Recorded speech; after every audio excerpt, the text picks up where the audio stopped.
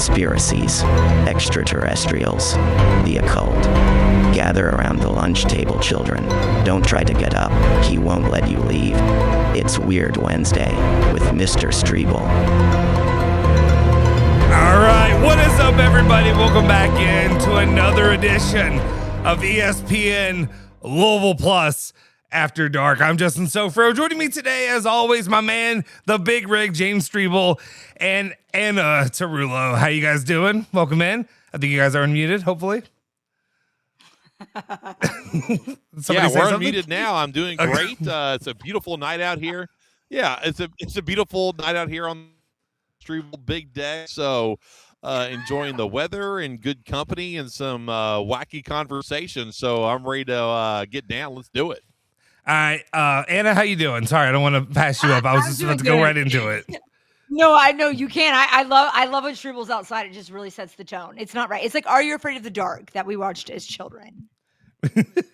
I love it. All right, so welcome in, everybody. That was a great show. By the way, So good. Go ahead, Rick. I think you might be on a delay. I'm not sure. No, go ahead, Justin. Joey, go ahead. Okay, I just real quick. I was just saying that clown was super scary. So scary. Or the one where the mask gets stuck on their face. Oh, was that Goosebumps? I watched both. You know the one where they try on the mask? They had the clown at the very beginning. Okay, real quick. Let's pause for a second. This is already a cluster bleep to start this. I think Streble's got a little bit of a delay on his end. So real quick, Streble, can you close it and come back out? And I'll just kind of intro this real quick, and then I think that should fix the issue. That usually will fix it.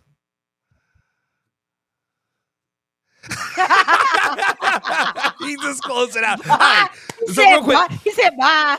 Yes. So everybody in here, I appreciate everybody for tuning in. If you haven't already, do me a solid favor. Smash the freaking like button, hit the subscribe button, hit that bell icon to stay notified for all of our latest videos. And just the way that I've kind of figured out the best way to really do this thing when we do this show, when we do this, because of the algorithm gods, we've got to feed the algorithm gods just a little bit. But today we are going to start this thing by talking a very tiny bit, just a little smooch for the situation that happened this weekend or this week when it comes to the NBA draft. Streble, you don't know because you weren't listening. You're back now. I'm hoping that we're all caught up and that you can hear me. But just letting you know, I'm feeding the algorithm gods that have to be fed when it comes to EL Plus being a UK U of L sports-based channel, and then we're going to dive into it. But we're going to do this very quickly. You good to go? You good?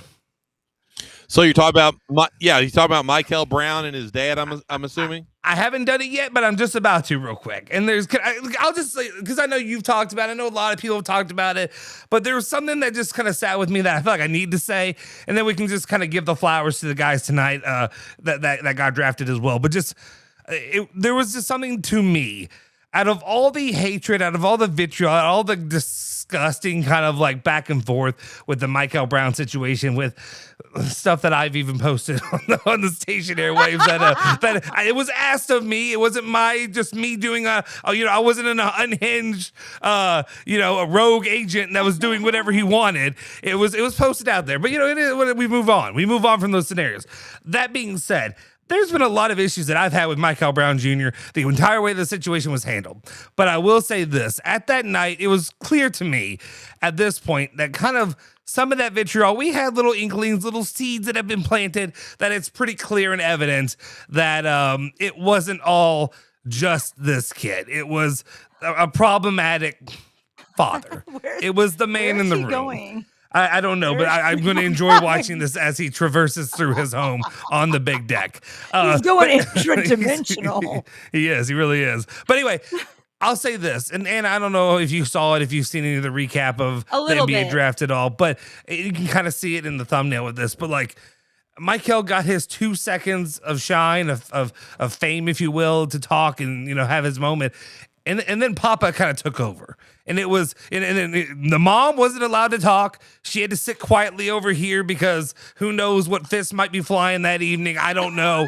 But that was a man who, and I understand, it's a man who runs his household. If you will, he's not you, Streble. He's not me. He's not Andy. He's none of us. He's a man who runs his household and gets whatever he wants. It's gonna happen.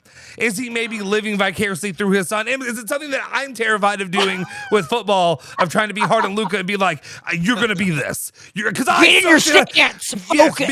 because I failed at this, Luka, you're going to get your ass out there and you're going to play football and you're going to get to the next level. I don't know. But this is the entire scenario. It was clear to me that Mikel Brown, whether if he wanted to play or not, he was completely dominated by his father, and what his father said was going to go. And it's a man who is unhinged, selfish, and it just kind of makes me feel sad. I pity Mikel Brown, to be honest. I'm happy for him. He's going to make millions of dollars and all that. But I just looking at some of the body language and just at it all, I guess I just kind of repent, as in I get rid of those negative feelings I had for him personally, and they are completely on his father at this point. So I wish him the best. It's unfortunate that it worked out the way it did because, Louisville really got nothing out of the deal. We got 2 good games, fine, a bum-ass Kentucky team with Mark Pope, and then going off for 45 against NC State. That's about it what Louisville really got out of him.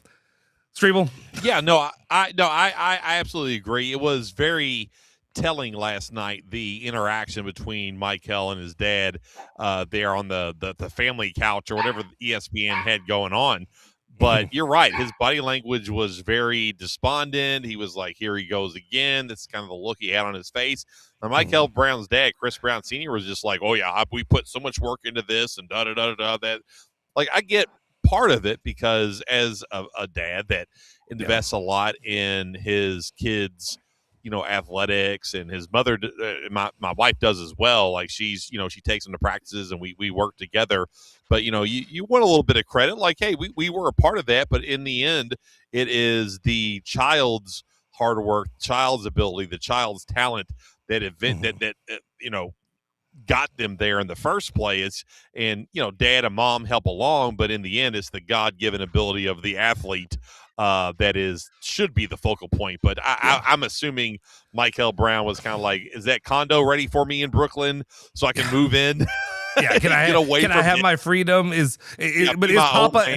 is Papa going to follow me there? I'd be worried about that for him. Bro, honestly.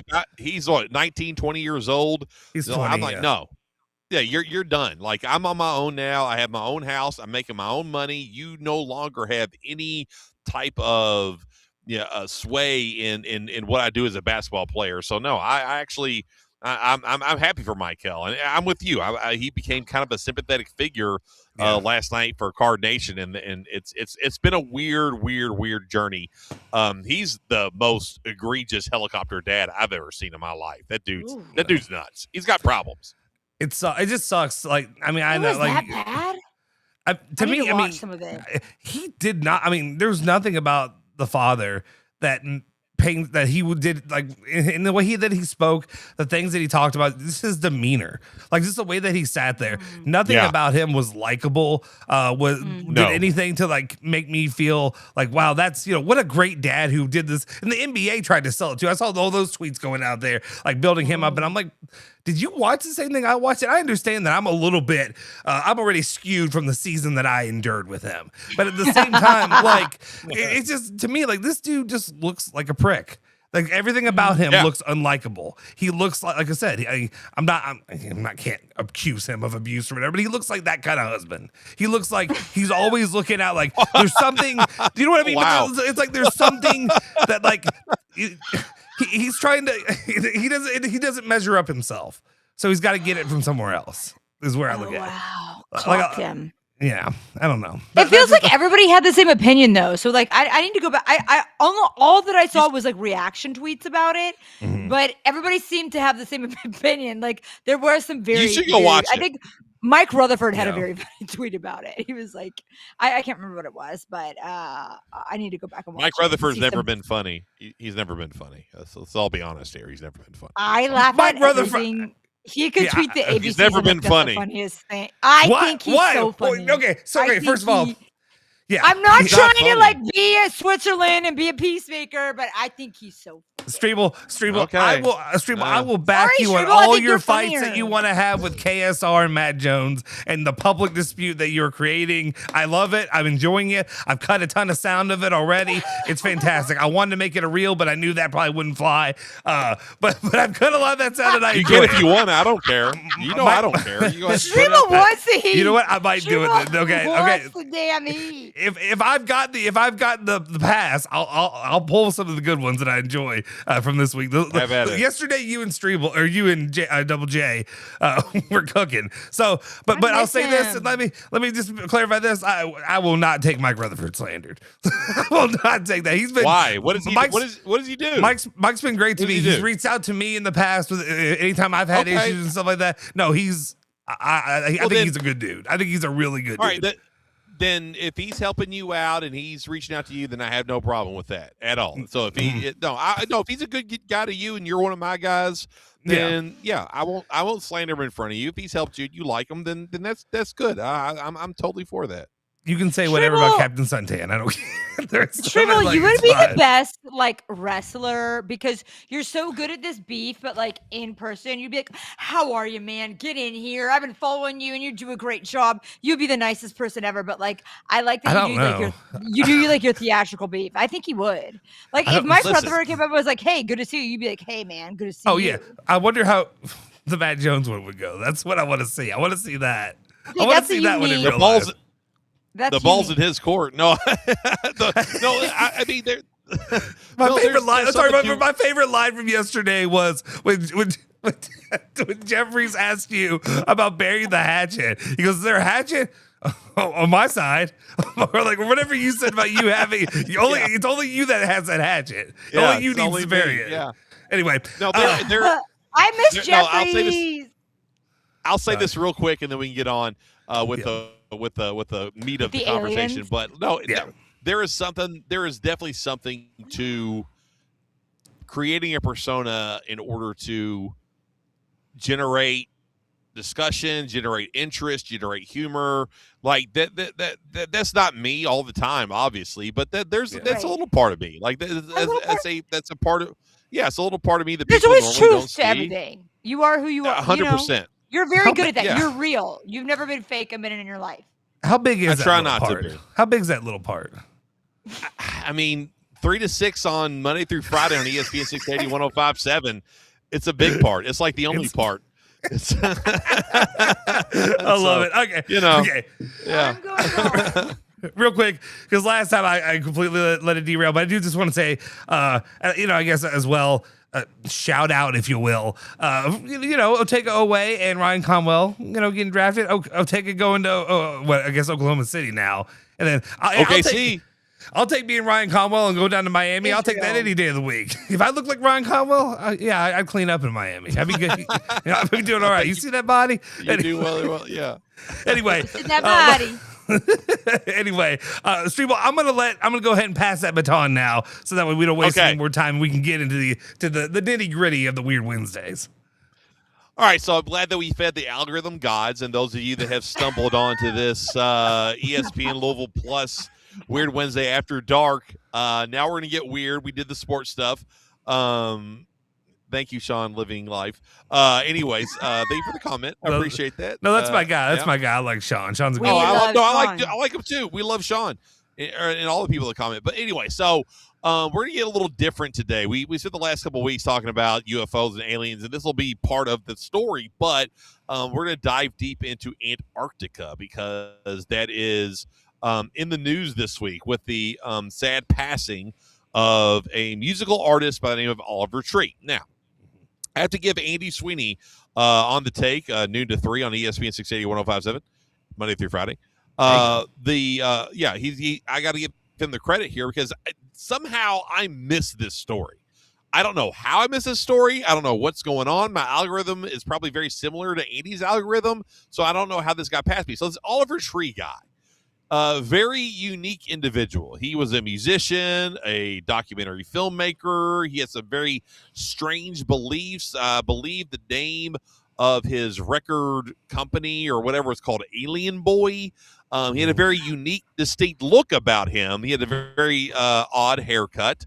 But he had just recently gone to Antarctica, and people are like, well, what's the big deal with Antarctica? It's a big slab of ice that's been labeled a continent at our South Pole. And I'm like, yeah, Nazis. of course, there's nothing there. And the occult. Well, we're going to get to Nazis and the occult here. You're exactly right, Ann. Nazis and the occult. So the question is like, what's up with Antarctica? And the answer is we don't really know. It is not a country. There's about 50 countries that have all agreed to kind of be the caretakers of Antarctica and really? do yes. Oh yeah. There's NATO's involved in this and so forth, of course.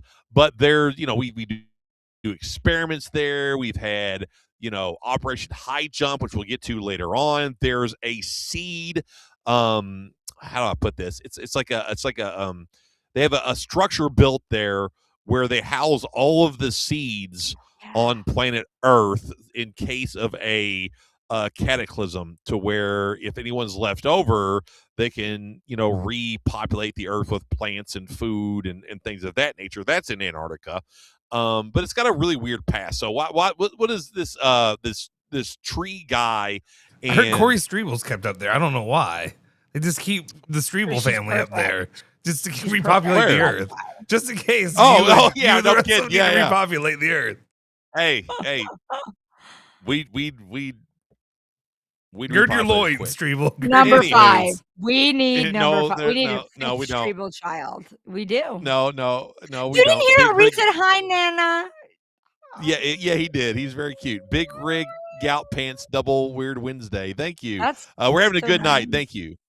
So, all right. So this Oliver Tree character. Okay, so he goes to Antarctica, and he films a documentary there. Okay, and Justin, if you don't mind playing this clip. So this is what he said about his time in Antarctica. Now it's been disputed how long he was there, whether it was 7 days, something up to 300 days, almost a year. He was in Antarctica for a decent period of time. Okay, and they say he's going to film a. That's a real guy.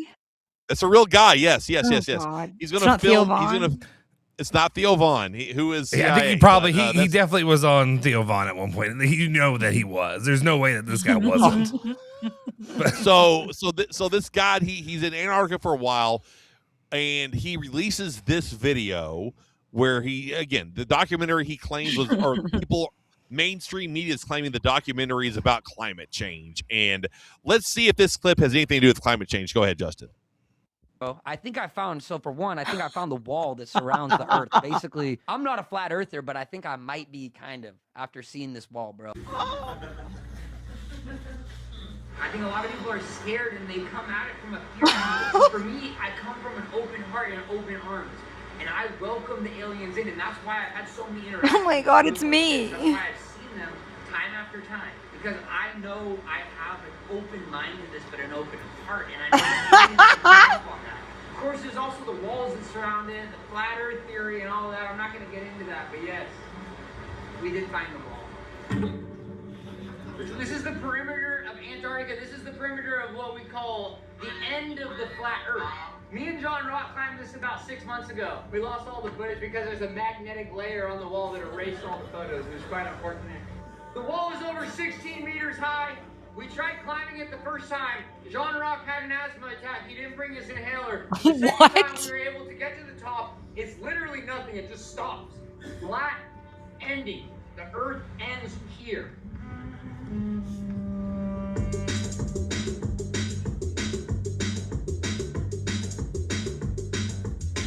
this proves everything we know about the flat earth theory. The world is not round, otherwise there wouldn't be a wall surrounding all of Antarctica. The perimeter is an entire wall. If you come here, you will see it time after time proving the world is flat. Well, there was one guy, he was one of us. He was a flat earther, and then he came out here and he was like, oh, the earth's not flat. He changed this whole thing, but that was not a real flat earther. That was a guy who was put in by the government. Undercover. He was undercover, for sure. We call him circular. He was full of shit. He was definitely not a flat earther. Any of my guys came out here. You would know. 2 hours we would be able to prove. John Rock wrote his essay about 6 years ago about this, and he proved everything we know. It flipped the whole world on its upside-down axis. to call it the z-axis. That's the flat axis. He's losing it. So his perspective is not clear. Someone needs to tell him.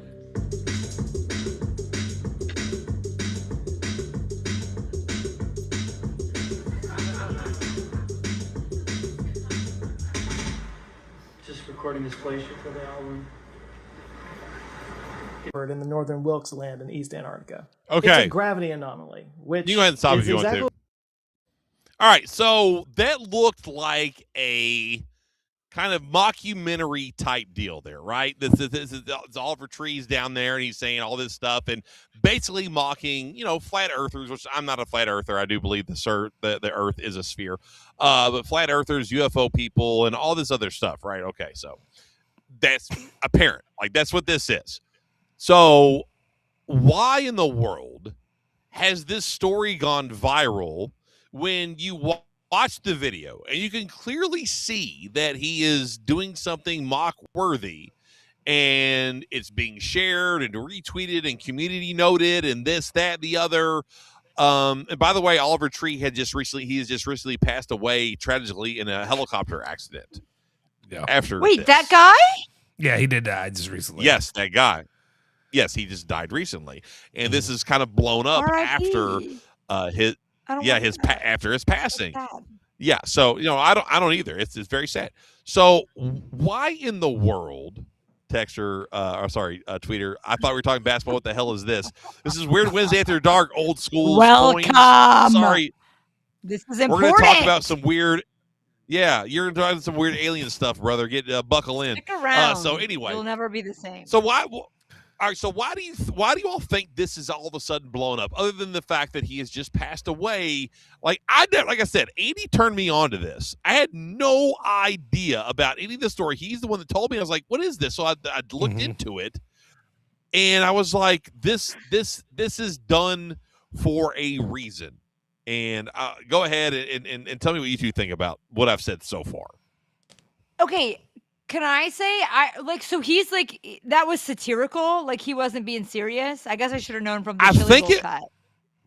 I think no, this is the way he looks. He was just a different kind of guy. Okay, I'm sorry. He's He's a musician. He makes a lot of like meme-worthy music. That's like, it's like, yes, you've definitely heard his music on like that feels like when people say they see songs in colors. No, but what I'm saying is like you've heard some stupid reel of like with the music in the background. It's his music. Like he's done. Okay. There's a lot of them that I was like, oh, I've heard that before. That's annoying, but I've heard it. Kind of. Do you think they killed him? Right. Do you think this helicopter accident? You think they killed him? But I have other thoughts. I don't know. All right, go ahead. Go continue. Yeah, let's do that first. Well, first of all, when I was laughing because he was like flat Earth, and maybe I'm the idiot because I'm making notes on these like little. I'm at my dad's desk, and he has these little envelopes for Christmas cards that I use. So there's going to be a lot of cards without envelopes because I use them to take notes on Weird Wednesday. And sorry, Phil. My last thing said flat Earth, and then he brought it up. I was like, "See, I'm on to something." And then you're like, "It's satirical." I'm like, "All right, never mind." But I said he was reminding me of the guy. Like I wrote down, he was reminding me of the guy who like uncovered all of, like the Somalian daycare stuff. I'm like, this guy's a fed. That was like my immediate reaction before I knew he was being like silly. There you go. But also, why was he making jokes about being a fed? Like I feel like if that's on your heart and mind, I'm like, of course you're going to make jokes about it. Like, because wasn't he kind of making jokes about somebody else or like saying about like the government was involved or something? I'm like, okay, well, that's interesting because that was my second thought about you. The first thought was that's a weird haircut and you might be Theo Vaughn. But also, I feel like I brought up flat Earth theory one time on a Weird Wednesday when I was coming in the studio with you. And I don't know. It's interesting. I do think there might be something to that, especially with that wall of like ice. I don't know. Who knows? I don't know. I don't think I really believe that, but like, it's sad he died. Okay. And are we? Yeah. Well, but it is satirical. Like, I think that is going to change my opinion on how I feel about it. Okay. So okay. Go ahead. You go first, Justin. Yeah. Go ahead. Yeah. The way that I kind of took it, I almost take it as a satire of a satire. Does that make sense? Like because there's some truth to what he's saying, but he's giving it to you in a funny comedic way where you're supposed to take it as haha, this is stupid. Who would believe this? And it's like, hey, I'm putting sprinkles of the truth in here. There's like a wall here that's keeping you from getting in certain areas. I'm not saying it's a flat earth or whatever, but there's stuff down here that you're not meant to access and you ain't gonna access. But I'm gonna pretend like this is all stupid. Because who would believe that? That's so insane. Who would believe that could be reality? Yeah. And that's the direction I was going in with all of a sudden this is a big deal and people are sharing it everywhere, and it was done purposefully to confuse, to confound, to mislead us, and to lead to these conversations to where it's like, oh, it's satirical, but is it satirical on purpose, right? Like this silly enough to where like there may be something to this, because you're right, Justin, and Anna, you too. Like he's sprinkling some things in there that are out there in the conspiracy verse. Now, here's my question. Okay, so like a normal studio audience or whatever this documentary is made for, they're not going to get any of those references. Like I get it because I'm a weirdo.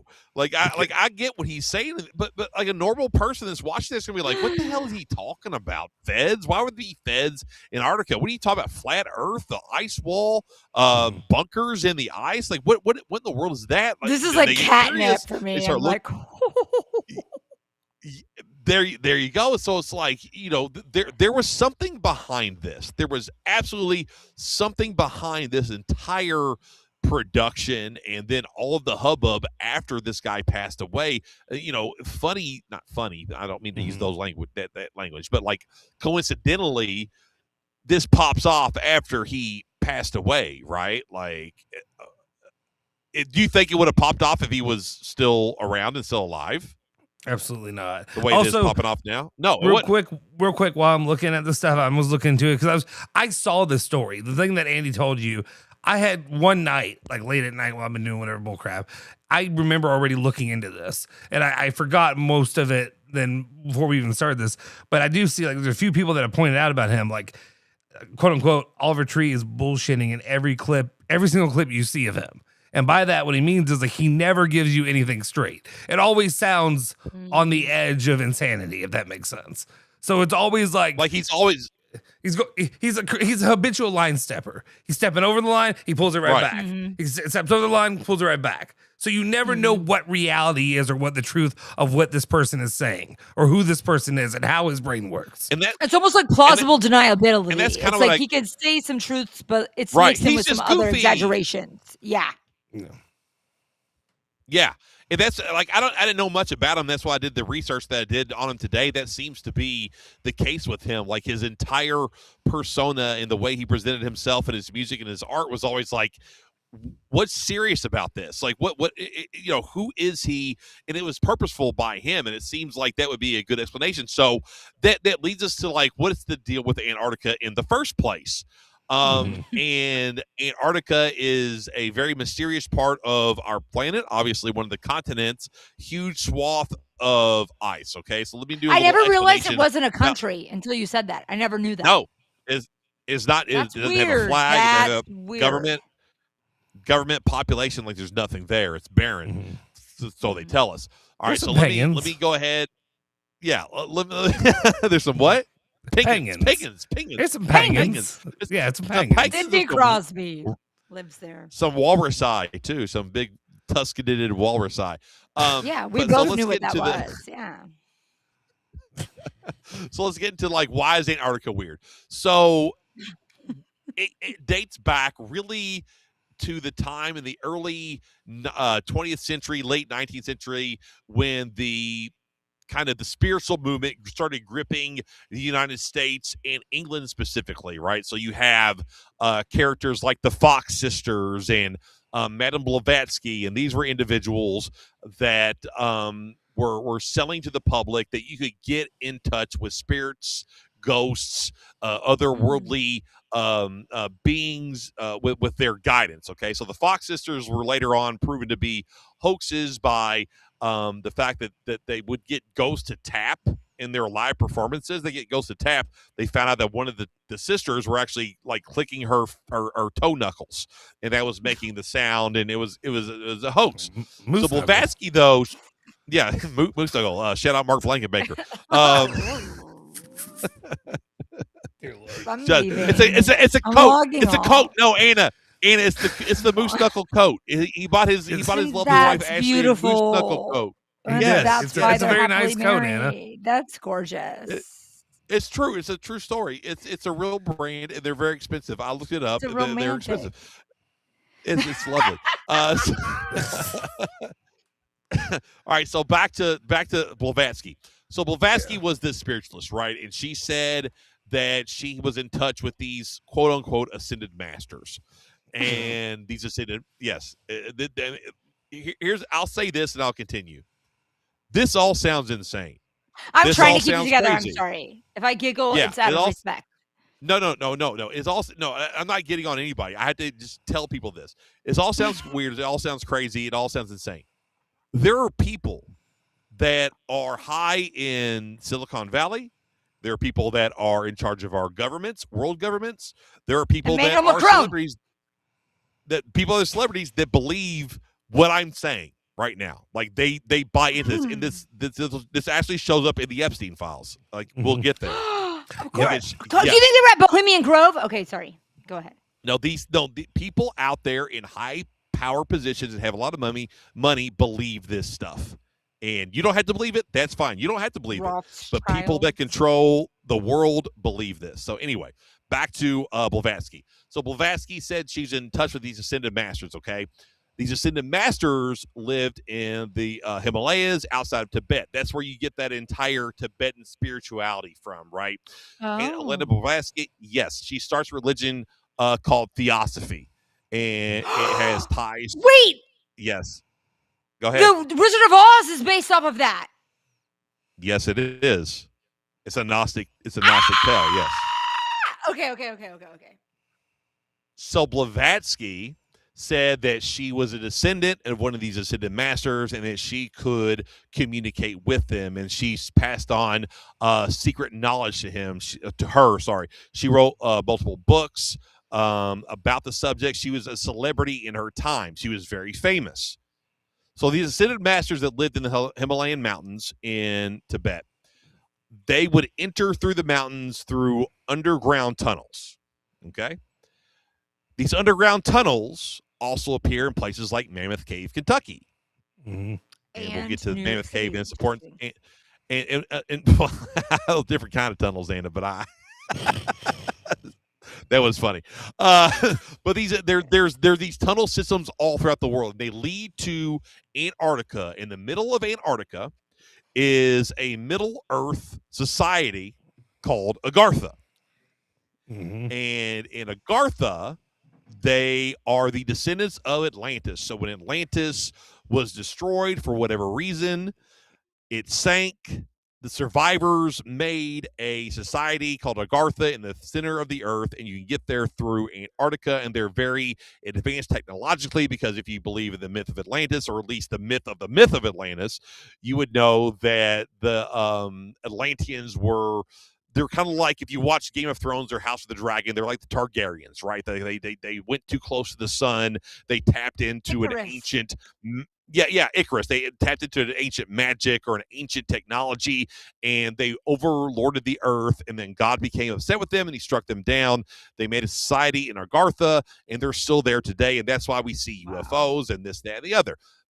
They also, if you go into philosophy we'll get into this in a minute, but fascist Germany, these Atlanteans were the descendants of the... Can you all say it with me? I don't know if I can. Who were the Nazis? Who they wanted to be the what? The master race, which were called the Aryans. They're good. They were the Atlanteans. Yes, the Atlanteans were the descendants of the Aryans, the master race, yes. And that's why the Atlanteans were much more advanced. They were the master race.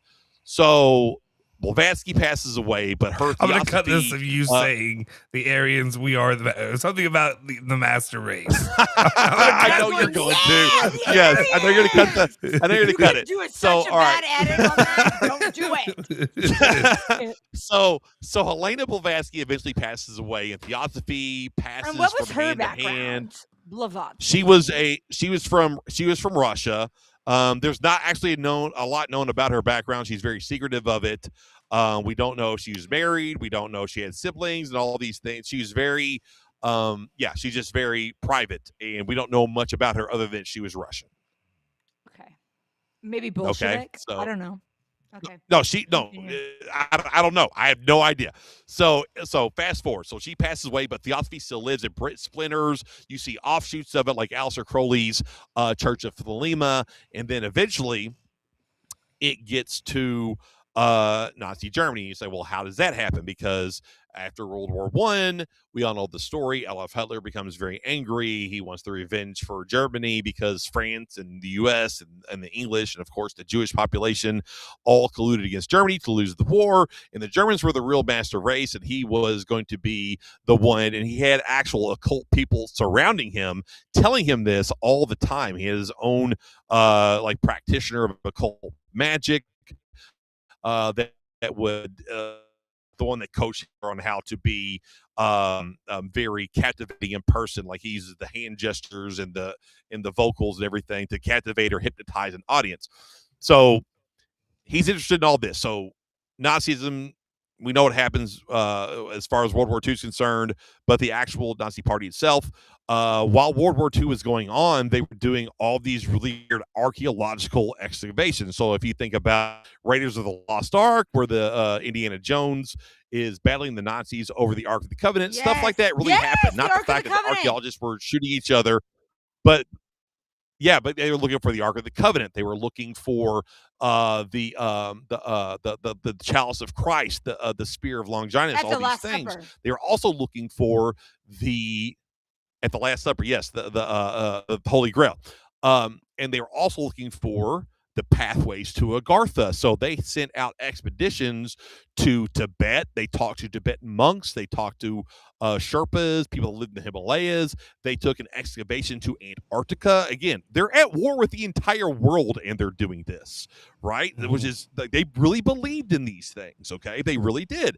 And so they were trying to find the entry point into Agartha to get in contact with the Aryan race. And some people say that they may have, and that's why they had better technology. They were the first with the V-1 rockets. They were the first with superior submarines.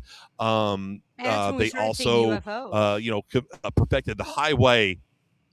Yes, and bingo. The UFOs and the Foo Fighters, things like that. Some people tie that to Nazi technology. So Nazism is eventually vanquished. Okay, so how does Antarctica continue to still live in the zeitgeist of American culture and world culture and conspiracy theory circles? So after World War II, you have all the UFO craze, right? Because in between 1946 and 1947, Admiral Byrd, okay, he was a United States admiral, took a trip to Antarctica that was titled Operation High Jump.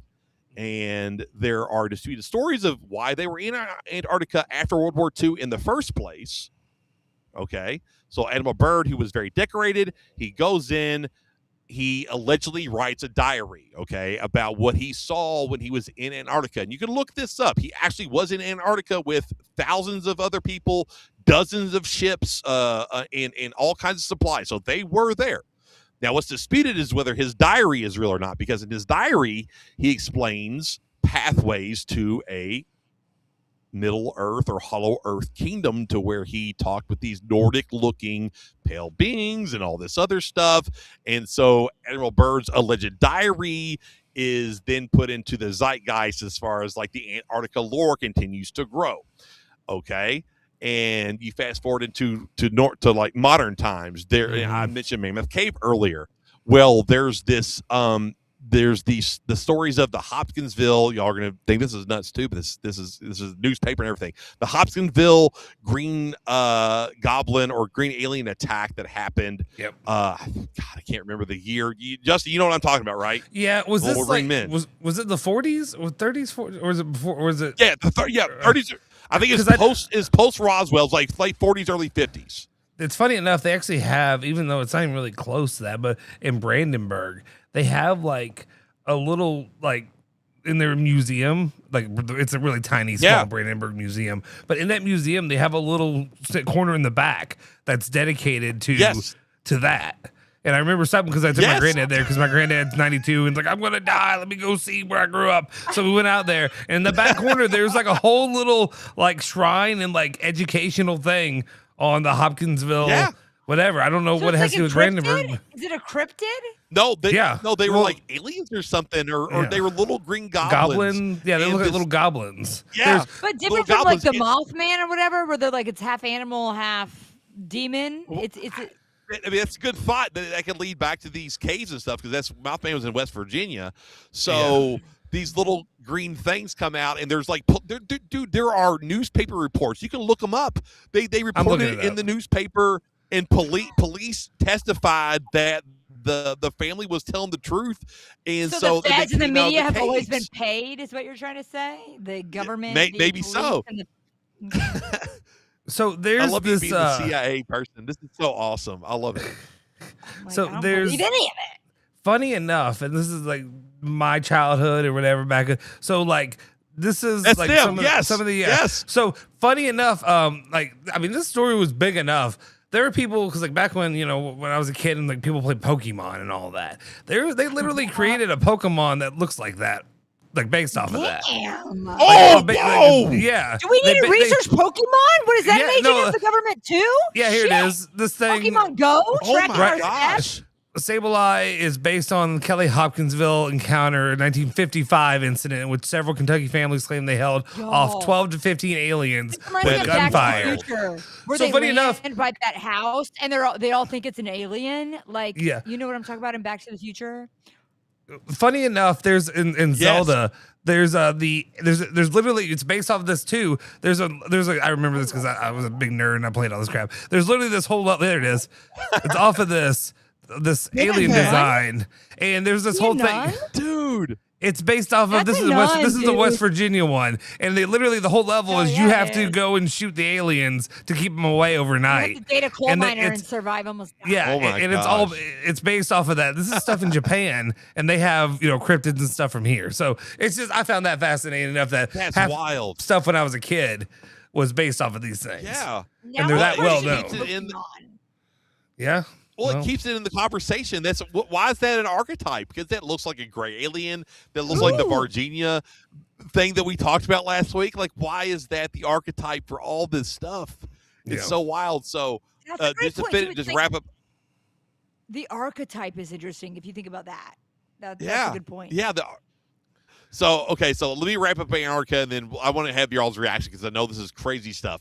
But anyway, we left off with Mammoth Cave, Hopkinsville. So long story short, all these caves are interconnected. They go underground, and that was lead to Agartha. So that's why we see aliens. That's why we see cryptids. That's why we see UFOs. That's why we see other stuff. That's why they come out of the ocean and come out of the side of mountains because they're underground. Through the cave system? Yes. Well, of course it would be in West Virginia. Of course cryptids would have the mountain range there. Duh. So these things aren't they're not interdimensional. They're not from space. They're actually why from the desert? Earth. Why are they in the desert though? Why what's that cryptid ranch in like New Mexico? Why are they there? I forgot to get to the Epstein stuff. Oh, you're not allowed to say that. But yeah. You're not allowed to say what? Epstein? I can say Epstein. Oh, Skinwalker. No, you can say it. It's okay, Anna. Yeah, okay. Like some communities they're probably not tuning in, but some communities are like, okay, sorry, go ahead. But okay, so anyway, this tie into the Epstein files. Sorry. Ghislaine Maxwell was obsessed with Atlantis. She was obsessed with it. And these are in the emails, and she talks, and why did they make a Disney movie about it? Whoa, yeah, wow. Whoa. I didn't even think about that. That was good, Anna. But no, they really were. They were looking into the Bimini Road and things like that are quote unquote Atlantis artifacts. Both of them were very interested in that. And that ties back to what I said at the beginning. People out there, you may not believe it. But there are people out there that are more powerful than you and have more money than you, and they do believe it.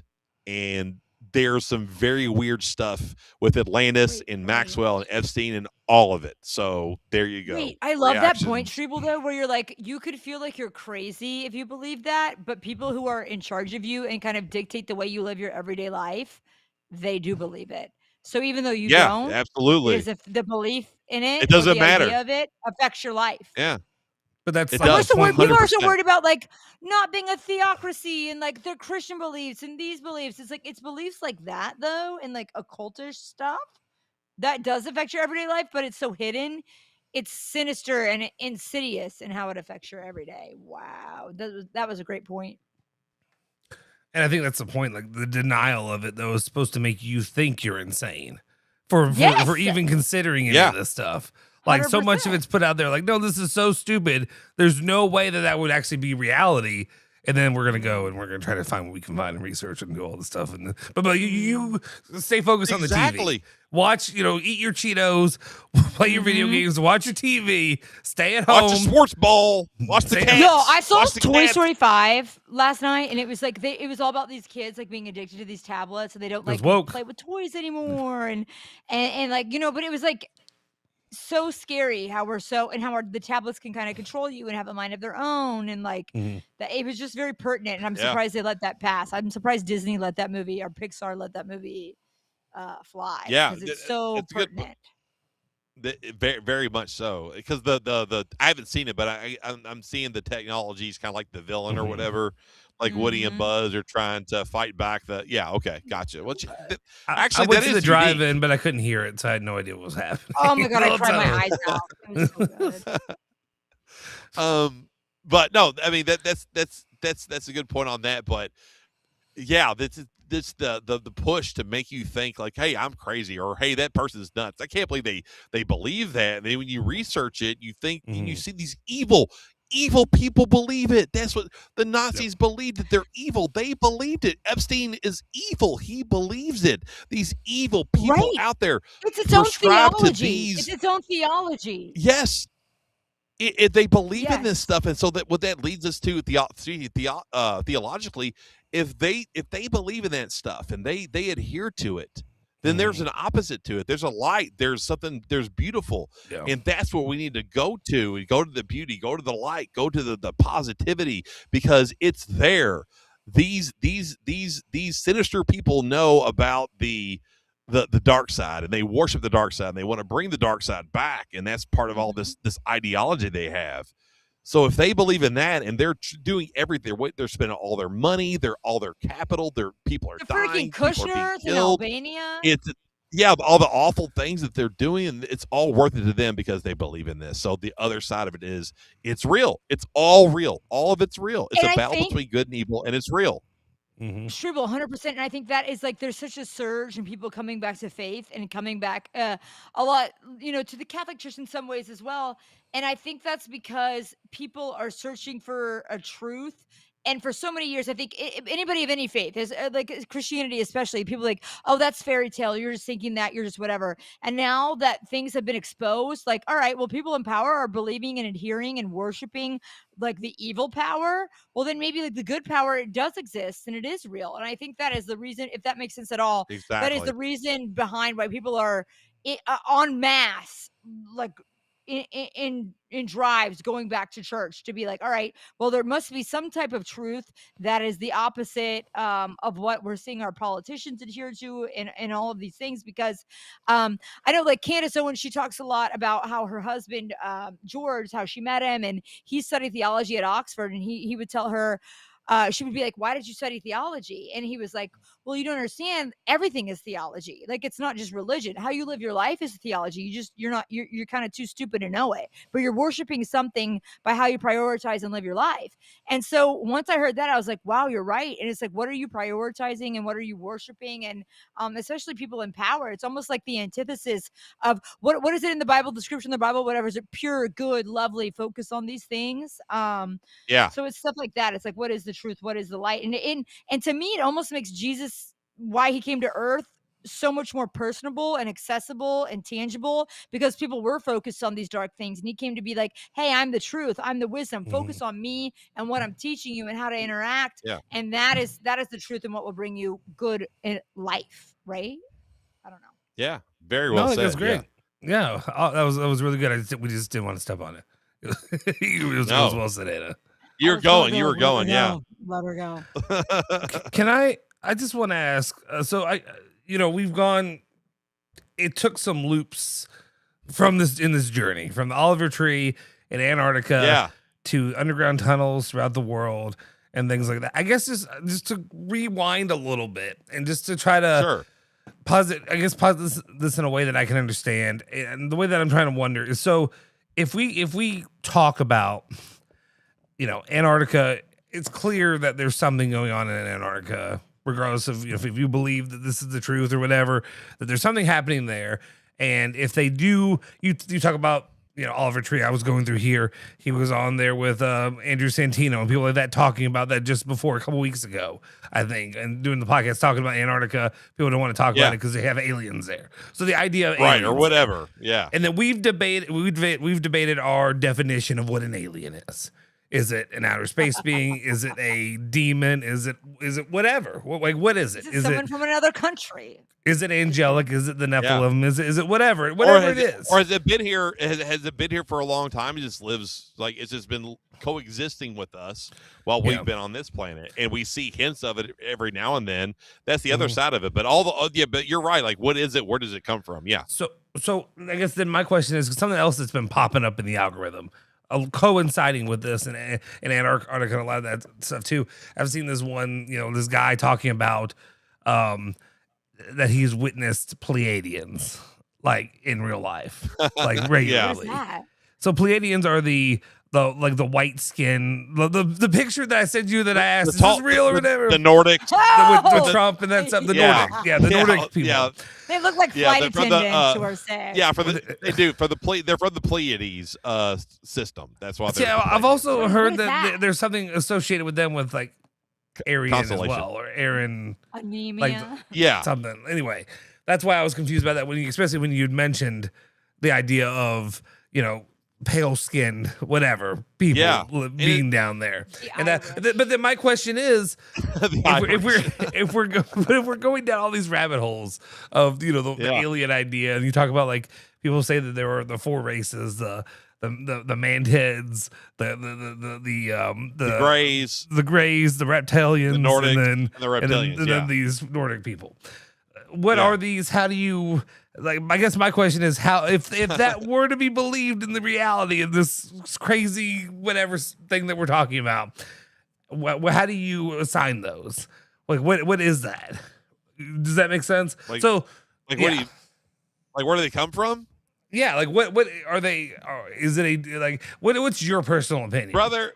Brother, I don't fucking know. Okay, I know. Nobody, brother, no, there are so many.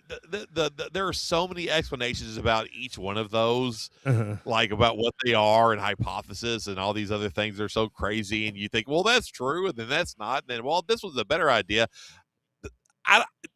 To be honest with you, I don't know. I'm the same.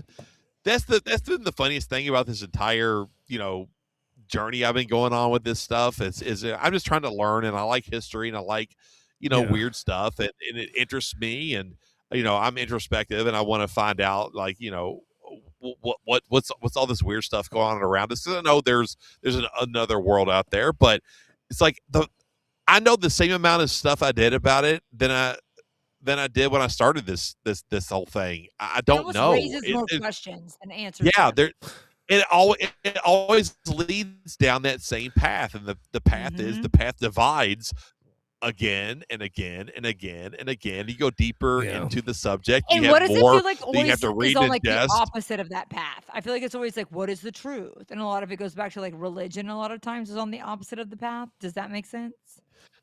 Yeah, no, absolutely. And I think that's the one truth. thing that keeps. Yeah, I think that's the one thing that really keeps me grounded in all this, is because if you go into this unaffiliated, it could lead you down some weird, some weird journeys. But you might work at a hot topic. You could listen to Cold Chamber. You never know. That was for Andy if he's listening to that. That's Andy. That Cold Chamber drop is the best. That's fantastic. Anyway, but if you have a grounding in a faith or a positivity or something that you can hold on to and cling on to, is like, this is the positive in my life. This is the real. This is the realness. This is the truth. Then you can maybe go through this stuff a little better and be able to like push it out when you need to push it out and not obsess over it all the time. I think, well, see, one of the things that I do too is there's another, we were talking about TikTok and thing like that. And the reason I got stuck down that rabbit hole when I was doing it for work, and not doing TikTok, I wasn't shaking my bets for TikTok. I didn't earn that much money. You keep saying you're not. I keep saying that. Wonder. You're going to find, why is this guy wearing a mask? He's a big dude. And I don't know, there's something about him seems familiar. I don't know why. Like, you're like Kirsty Nolan's husband. How can he twerk each cheek separately? It's crazy. Anyway, what an athlete! What an athlete! Yeah, a true talent, they say. Yeah. But anyway, but why is it so hairy? Anyway, but anyway, one of the things that's on there is there's this like woman who tells either spooky stories or like weird stories, similar kind of stuff. And she'll like, let's say she tells stories, people submit them to her and she retells them and stuff. And there's a lot of stuff about like Appalachia and people out in the wood, and like different, stuff like that. Yeah. And it's also got me because like Luca, my firstborn son is going, and I don't know why they're doing this. They're going for 4th of July with my wife's parents. They're going camping out in West Virginia. And I was like, I'd rather him not. And I was like, I'd rather him not. I was like, I'd rather not. I'd rather him not. I was going to say, I was going to pass this to Anna and let her go. Go ahead, Anna. Where? I don't know. I don't even know. Like they're saying it's an RV park. They're saying it's help. If they need any medical help, drive your asses back to Kentucky. That's all I have to say. That's my great advice. That's fair. Yeah. But it is like here's how I will describe West Virginia. The veil that's what I want. That's all because you told me this before. I hear a lot of people say this before. Explain that, Anna. I felt that before I almost lost my life there. But like, I don't know. I feel this way about Louisiana as well. And like, it's not just because I love New Orleans and have had a great time on Bourbon Street, but like, think about like swamps and weird spooky voodoo shit. It's like there's something different. And that's how I feel like once you're in West Virginia and you're even just driving on the highway and you see the mountains, there's something fucking there. And I have since learned, and it makes so much damn sense, that the Appalachian Mountains are they're older than like some mountain ranges on like Mars and some mountain ranges on like different planets. It's like this ancient, and there was something else I learned that was in that vein. I can't remember what it is, but it just made it so spooky to me. It's like, of course there's this like ancient like energy. It's like one of the oldest mountain ranges like of planets that we know and are accessible to us.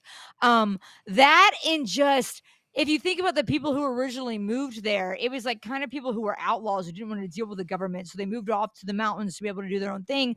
But it's different than that. Like, and I know I sound like a lunatic, like being from Kentucky my whole life. It's not like I'm not used to mountains or different people or whatever, but you cross over to West Virginia, I don't even want to say it's spooky. And like in TV, and like a lot of people came from out of state to work at the TV station there. We always called it the West Virginia Trap. Like usually people would like meet somebody there and like you settle down. It's like, it just feels like cozy little bubble. It just feels separate from the rest of the country. It feels like 3 decades behind and like in just a weird way. Does it feel cozy like you could stay there? Like you like you personally, even you?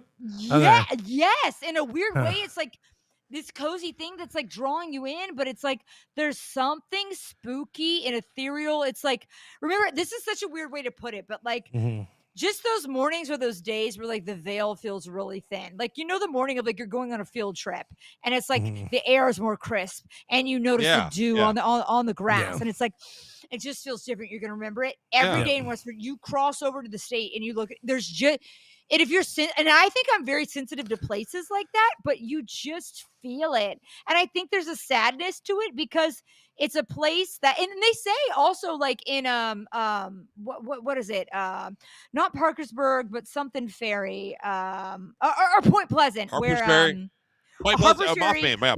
yes, and there was like an Indian chief who like cursed the land because Native American chief because he prefers Native American. I'm so sorry. Let's see, Native American. You're damn right. See, I got cursed, and I indigenous. Okay, indigenous. Okay, Native. And so he cursed the land, and like they had this horrible like bridge collapse there, and like just the way the land was like exploited and just taken advantage of. Like you feel And it's hard to not be like, is it the poverty? Is it the way the government has been corrupt and the people have been mistreated? That's so sad, but it's not. You even go on a beautiful mountain and there's like a tinge of sadness to it. Is that bizarre or what? But it's just true. It's just how it is. I understand that feeling. I'll say this. You touched on New Orleans and Louisiana. That's a place that like I've gone there for bachelor parties, but like we've done that multiple times, and I love being down there. Like the history, I could live there in a you minute. could feel same exactly. You could feel the history. Oh. There's so much weirdness down there, but you can feel it. Yes. West Virginia is one that most of the time when I go through West Virginia, it's to go through it to get to somewhere. Like I remember when I was in college for our fraternity, we always went to Outer Banks for our formal kind of thing every year. Oh my God. So we drive through West Virginia at like 3 a.m. or whatever it was to get through there, and we were just like, let's just get the fuck through here. Like let's just that's how everybody feels. You see those huge smokestacks when you pass through, you're like, I am scared and I want to get out of here right now. It's that, like if you have to stop off for gas, it's like there's one gas station in the middle of the mountains. I mean, I also worked when I was working as a private investigator for my main job. I did lots of subpoenas out in Eastern Kentucky and into West Virginia sometimes. And I'll tell you, how badly I did not want to effing be there when it was, especially in the wintertime when it's dark at 4:30, 5:30, and you're out there showing up to Jim Bob's house in the holler, and you're getting down there and you're trying to, I'm knocking on the door. I remember one time my map went out, everything went out in my car. You lost all service on my phone and everything like that. I knew which way to go back, but I got to this guy's house. He was passed out drunk with the door open in his bed or in his couch or whatever kind of thing. And I barely did enough to be like, hey, here you go. There's your shit. There's your shit. Yes. You're served. I'm getting the bleep out of here. And I just took off. Like I ran to my car. Until you're there. And like I remember like in high school, I went on like a mission trip. We went to Nicaragua and like we built this house and stuff. And I remember we met with you can't Teach say for that. America people. I'm so sorry. Bleep it out. I'm just kidding. We went to Nicaragua. And we built a house and stuff like that. And anyway, and people like we were like met with Teach for America people or whatever the heck it's called. And they were like, once you come here, like you're ruined for life in a little bit because your eyes are open to like this reality of what people live with here. And like, and this doesn't come from a place of like hate or judgment. It's just honesty. It's like once you go there, you realize the reality of like in America where people live like that every day. And it's all like, I'm so sad they're poor and they don't have access. But it's like, it just doesn't feel like the same. It feels like a third world country. And I'm not saying that as like a hater or to be some like person in a castle being like, it's a third world country. They live differently. Like they live more in the land. They live, it's just, but they're going to have a great camping trip. And I hope things go really well. Was my point. Thanks. Like, no, that does not help my concern at all. No, my wife's like, it's on a, it's an RV park, so it's gonna be fine. They're gonna take their big. Hanging out with the wild and wonderful whites of West Virginia. And they're like, they bought a new razor and all this stuff. They're gonna go out there and just gonna fly through there. Taking her baby. Have y'all seen that Wild and Wonderful Whites of West Virginia? Oh yeah. Y'all got any Fiestas? Say Fiesta's taking her baby. They're taking her baby. Guys, do me a favor. If you're watching this, smash like, hit subscribe. Do that. Go to YouTube channel. I'm sorry. I keep forgetting to plug it. Hit like, subscribe, all that good stuff. Well, when Corey and I first got married, that had just come out. And we used to have like watch parties with our friends to come over and watch it. Guinness is this. Sorry. That's my favorite show. That's fantastic. I have not seen nearly enough as you all have, obviously. Yeah. But hopefully it will survive. There's so many different rabbit holes. I know we have. Yeah, we'll see. Yeah. Like I said, well, I'm just not, I don't know. Maybe it's just me, but like since I've become a father, like I'm very protective of my kids, and I'm like, hey, I do not. Exactly, absolutely, but I do not believe in putting. Like I understand the Jason Anderson school of philosophy. Not as much of the we can't even play football and all that stuff, but like I'm not going to put them in any way in any scenario that could be dangerous. Like I'd rather avoid that at all costs because like the risk is too big for me to continue on living if something like that happened. Like I just couldn't do it. Man. That's good. Yeah, I don't know, but. No, it's all about avoiding any type of catastrophe if you can. Absolutely. So don't go to West Virginia. I'm so sorry. Our viewers there. Thank you. Yeah, thank you for making me feel good about this, Anna. I appreciate it. Yeah. Sorry, they'll be fine. Jesus. Yeah, that goes. But the whole reason it goes along with is the whole story of the hills and the mountains and the caves and all the different caves and all the you go through Appalachia and all that and how many hidden caves and tunnels there are, and that's where people go missing. And that's that's my fear. That's where the devil comes out, honey. That's where the devil comes out. Well, that's like the Mystery 411 or whatever, where the guy writes all those books about people getting lost in the woods and not being found, and what's the connection there, and you never see a trace of them again. Like all this stuff, it's all tied in. It's all made to make us feel on edge and suspicious and scared, and it's just a spider's web, and it's never ending. But it's at least it makes us have these good conversations here on these Weird Wednesday nights. Yeah, it's fun. I always enjoy this. I always look forward to the Wednesday night nonsense, especially when I have no should bleeping do like clue. some cool lives and stuff when it gets close to Halloween. Like one time I went to the Film Festival with my brother-in-law and sister, and it was so fun and so cool. We should do something cool like that towards Halloween. I'm down for it. I'd be down for a live show. Yeah, in person. The old like boom boss kind of setup stuff, that kind of thing. We could do something like that. Waverly Hills, that'd be fun.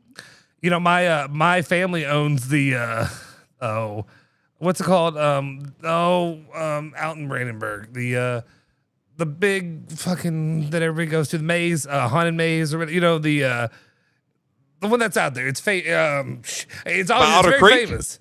Huh? The one by Otter Creek? Nightmare Forest? Yeah. Wait. Nightmare Forest? Yeah. Wait, Nightmare Forest? Yeah, I think that's what it's the big maze that's out there. Yeah, my family owns that, so we could go out and sit out there with that shit. But that's a start. But Waverly would be cool. Like crop circles? Yeah, we can do our own. Yeah, we can do our own crop circles out there. Yeah, it'd be great. Is it Nightmare Forest? Wait, where's Nightmare Forest? That's like Otter Creek area. Let me see. That's the only thing I could think of when you were talking about it. I was like, oh, that's the only.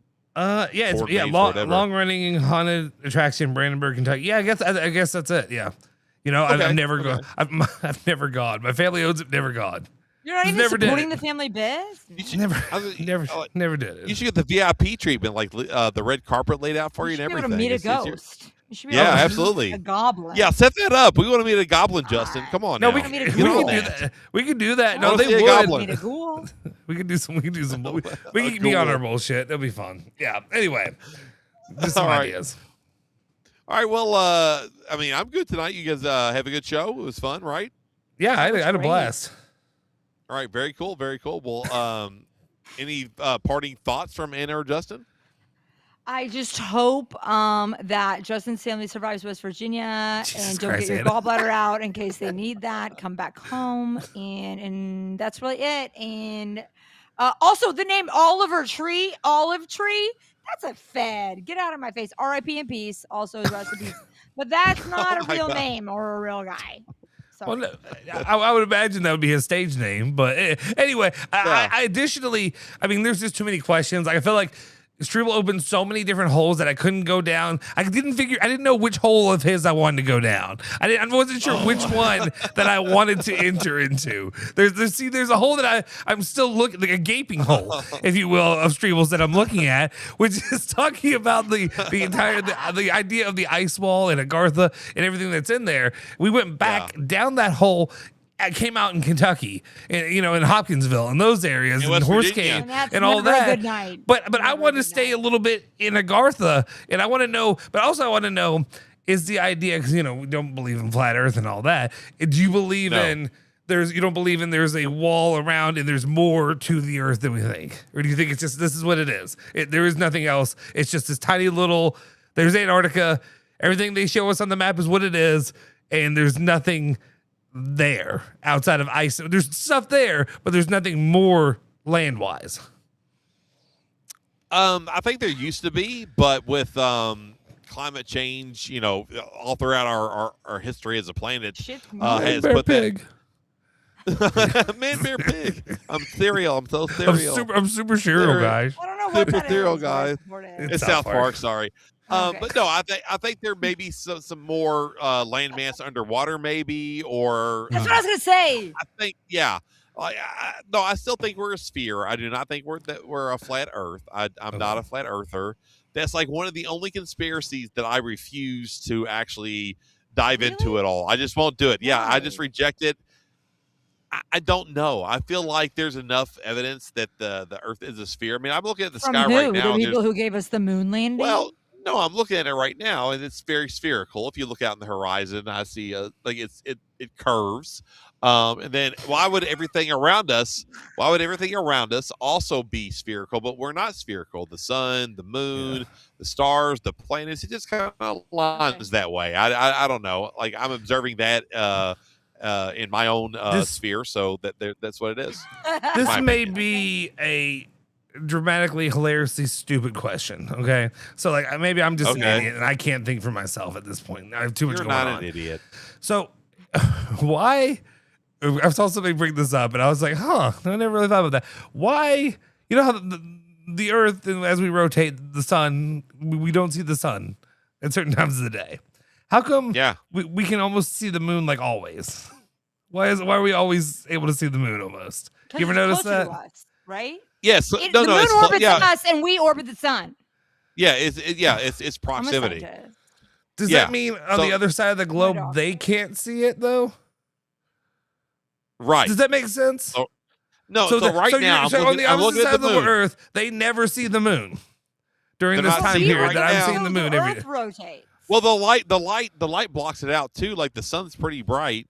That's why you're not seeing the moon all the time. The moon's always there, but if it's during the day, the sun's light's going to block it out. But you understand what I'm saying though? Because we're here, moon's here. I mean, I know it's farther away over here, but we rotate. But like we're turning. We're spinning. Yes, we're spinning. And the moon is in our gravitational pull. So is it? It is going. It's orbiting us. It's orbiting us. Yes. Okay. I'm just trying to understand. What is that? You can trust us on the science and about the vaccine. But I'm trying to understand why. Because I'm like, why midday am I able to see the moon hanging out right there? Why am I seeing that motherfucking moon? Like, why is that motherfucker over here? I know what you're talking about. Like, it's one of those things where I'm like, this is stupid. It's like a damn chemtrail. It's stupid enough. Out? It's stupid enough, but then it made me think, wait a second. Why doesn't it? It's like that took me a second because I'm like, it's here, we're here. What about the other side here? Yeah. I don't know. That's a great question. I'm still trying to work that out in my mind. Anyway. You are. You're like doing a Rubik's Cube. And I trust you that you can figure it out. Thank you, Anna. We'd be like, Sarah, wake up. I think it's just. I thought about another point. I think it's just a matter of principle for me for not believe in the flat Earth because like I believe in so many already. There's got to be one that I can't believe in, right? There's got to be. Do you believe that? There's got to be. Trapezoid, do you believe that there's something better than flat? Do you believe that the moon is a base? I think there's something is a on possibility. Blue yes. cheese. Yes. Okay. Yes. Okay. I think that is possible. Yes. Okay, well, this will be another rabbit hole to go down sometime. But yeah. Is the moon Antarctica? And that's what we wanted to ask. Nothing's real. Nothing's real. Is the moon made of spare ribs? That was Will Ferrell. I would have seconds too if I'd finish it off with a tall, cool Budweiser. You're damn right. Dear Lord, what happened to this show? A lot. I told you we get weird tonight, and we did. But hey, that was fun. Thank you two for joining me tonight, and I had a blast. Oh no, he's cutting out now. He got abducted. He may completely fall off at this point, so let's just go ahead and end it. Guys, shout out to everybody who tuned in. If you haven't already, do me a solid favor, go smash the like button, hit that subscribe button, hit that bell icon to stay notified for all of our latest videos. We're going to have other stuff here on the channel. I know Andy's working on some stuff behind the scenes to see if we can get some regular programming throughout the day and throughout the week as well. And there he is. He's going to pop back in with here now as I was wrapping up. But yeah. You guys froze, and I was like, "What the heck happened?" But I was just giving my good nights and see y'all later. That's an alien speaking from his body because he just got abducted. Yeah, he did get abducted. Yes. Also, in the last thing, Anna, I would probably not tell people that you want to be abducted on Twitter. I do. I saw that. I saw and that I was earlier. Like, yes. Anna, you were asking for the wrong people. Yeah. You were opening the wrong doorways for people. The wrong van door. I saw that right before we came on, and I was like, I should probably tell Anna not to do that. Probably. I didn't think that, but that's why you're a private investigator. You look for those things. Like, you don't look at for clues. A man with no windows selling free Justin Bieber tickets to children. She was begging for it at this point. That's like she said, abduct me, and I was like, no, maybe don't. Yeah, maybe not. Don't solicit that. Anyway, guys, thank you all. Thank you, James Streble, for hosting this and for taking us on this journey this evening. Like I said, if you haven't already, smash the like button. Go over to the YouTube channel, subscribe over there. We're bringing more and more content, especially once football season ramps back up. We'll have a lot more fun stuff covering everything there. Will Stein and his miraculous team that is now going to compete for a college football playoff in year one. We'll see what happens there. Here we go. Starting to build up, put that pressure on you. Anyway, if you haven't already, like, subscribe, follow Streble at JStreble82. I think we're right. Anna at Tarullo Tweets, and me at Justin Soforo. Guys, I guess that'll be it for this evening. We will see you all. Got to make sure my music's up here. Where's the music? There's music here. We got music here. All right. We will see you guys next time.